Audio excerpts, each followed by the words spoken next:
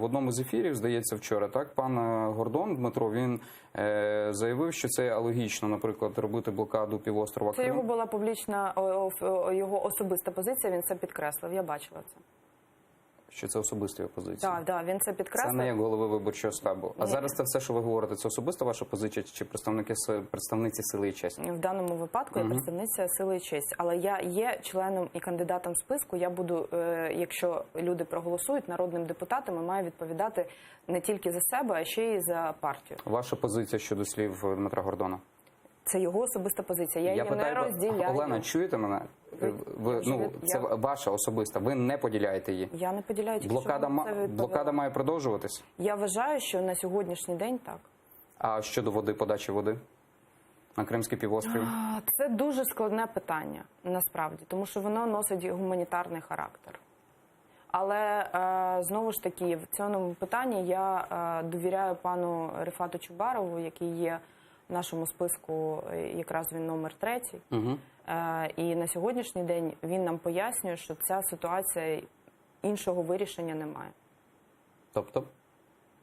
Ну, що, от так, як це сьогодні виглядає, по-іншому сьогодні її вирішення не потрібно відновити подачу води? Її, можливо, потрібно відновити, але треба відновлювати тоді на якихось умовах. А так виходить, що це анексовані території, які на сьогоднішній день абсолютно нам не дають ні доступу, не можемо захистити своїх людей. Я розумію, що гуманітарні питання треба вирішувати, і люди не мають страждати від гуманітарних проблем тільки через те, що Росія захопила Крим. Але наразі, я ще раз кажу, я не знаю, як оце конкретне питання може бути в майбутньому вирішено в найближчий час. Лише якщо будуть якісь поступки і розуміння, що ми рухаємося все ж таки в якомусь форматі, де Україну чують і українські інтереси враховують. А питання щодо кримсько-татарської автономії національної, ваша особиста позиція? Моя особиста позиція, що це може бути тільки культурна автономія.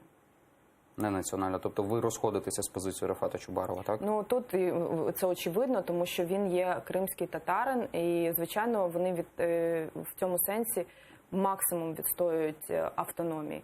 Я на даному етапі вбачаю, що найближчі роки, наприклад, гіпотетично, давайте уявимо, що нам Крим повертають.